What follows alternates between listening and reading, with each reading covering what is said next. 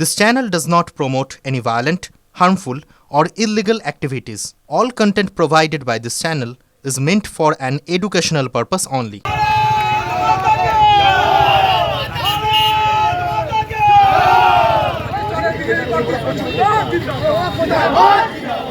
ওনাকে নিয়ে যান এবং দেখুন কেন এরকম করছে, কেন ভাঙছে। ড্রিঙ্ক করে আছে, এটা বুঝতে পারছেন তো? ড্রিঙ্ক করে আছে, দেখছেন তো? লেখেন, ড্রিঙ্ক করে আছেন, এটা যেন লেখেন। গাড়ি ভাঙচুর আপনারা দেখেছেন তো? ছবি তুলেছেন তো স্যার? গাড়ি ভাঙচুরের ছবি তুলেছেন তো? একদম থানায় এসে অভিযোগ করছে।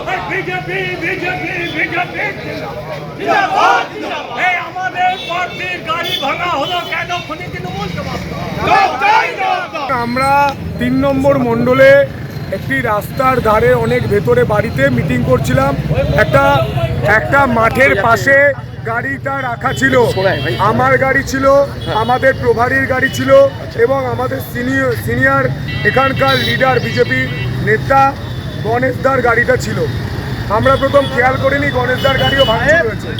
প্রথম এসে একজন তৃণমূলের নেতা মদ খেয়ে বলে, কি নাম, তার নাম জানতে পেরেছেন? মন্টি, ডাক নাম মন্টি, ভালো নাম সুখদেব সাঁতরা। তিনি প্রথম বলেন যে এটা কাদের গাড়ি। ওখানকার কর্মী যারা ছিলেন তারা উত্তর দেয় এটা আমরা বিজেপিরা এসে মিটিং করছি। বলছে সঙ্গে সঙ্গে বলে যে বিহারি পার্টি, উত্তরপ্রদেশের পার্টি, এই পার্টিকে চোরের পার্টি তাড়িয়ে দিন। আপনি বলুন চোর কারা? তৃণমূল।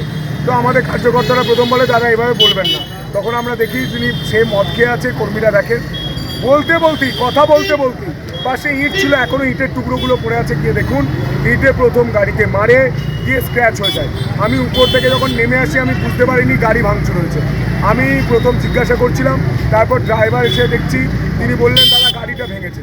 আমি গিয়ে দেখছি আমার নিজস্ব গাড়ি নয়, ভাড়া গাড়ি, চেয়ে নিয়ে আসা গাড়ি, নতুন গাড়ি, সেই গাড়ি ভেঙে স্ক্র্যাচ করে পুরো একদম ভেতর দিয়ে ঢুকিয়ে দিয়েছে। শুধু তাই নয়, আমাদের প্রভারীর গাড়িতে কাছে ইট মারতে গিয়েছিল, ওখানকার ছেলেরা আটকে দেয়। তারপর গণেশদার বাইকটাও ভাঙচুর করেছে, সামনের মালগার ভেঙে দিয়েছে, নাম্বার প্লেট ভেঙে দিয়েছে। কেন? তার হিন্দু লেখা ছিল বলে, সেই হিন্দু লেখার উপরেও ইট মেরেছে। আপনি বলুন এই তারকেশ্বরে বাংলায় গণতন্ত্র থাকবে না? এটা কি ইয়ার্কি হচ্ছে? আমি মমতা বন্দ্যোপাধ্যায়কে এবং তৃণমূলকে বলতে চাই, এই বিজেপি সেই বিজেপি নয় যে আপনি চমকালে বাড়ি চলে যাবে। এখানে আমাদের যা শক্তি আছে সেই শক্তি যদি আমরা প্রদর্শন করি, আপনি মনে রাখবেন শ্রীকৃষ্ণ তিনি বাঁশিও বাজিয়েছেন, তিনি সুদর্শন চক্রও তুলে নিয়েছেন। আমাদের কাছে তীর ধনুক রয়েছে, আমাদের কাছে গান্ডীব রয়েছে, আমাদের কাছে ব্রহ্মাস্ত্র রয়েছে। আমরা কিন্তু ছেড়ে কথা বলবো না। এটা কি পরিকল্পিত ভাবে? কি করে জানবো? তৃণমূলকে গিয়ে জিজ্ঞাসা করুন পরিকল্পিত নাকি পরিকল্পিত নয়। আমার মন্ডল সভাপতি রয়েছে, আমাদের সিনিয়র লিডার গণেশদা রয়েছে।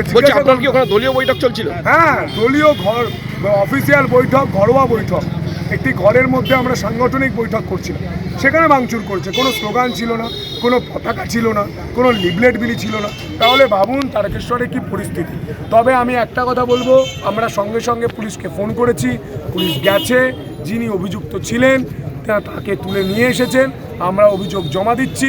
পুলিশ এখন বলছে যে অভিযোগ আপনারা জমা দিন, আমরা গাড়িটা সিজ করবো। আপনি বলুন, আমি তো কোনো বড় লোক ব্যক্তি নই, আমার একটা ছোট চাপা গাড়ি, সেটাও যদি সিজ করে দেয়, আমি কি সাইকেলে চেপে গোটা তারকেশ্বর ঘুরতে পারবো? মণ্ডল ঘুরতে পারবো, তারকেশ্বর কি ঘুরতে পারবো?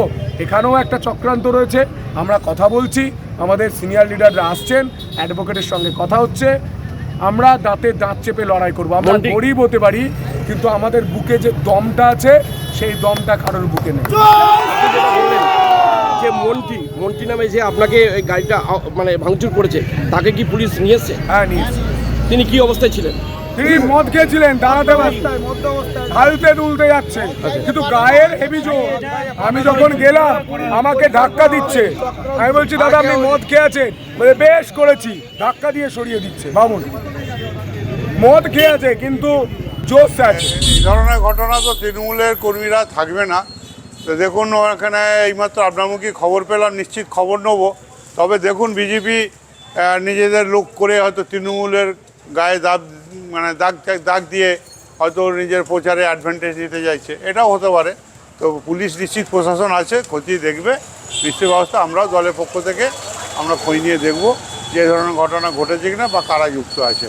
তবে তৃণমূল কংগ্রেসের কর্মীরা এই শিক্ষায় শিক্ষিত নয়, কারণ উনি এতদিন ধরে প্রচার করছেন আর করছেন, অনেক কথা বলছেন, আমরাও শুনছি, কিন্তু কিছু হলে তো অনেক আগেও হতে পারতো। যাই হোক, বিষয়টা আমরা খতিয়ে দেখছি।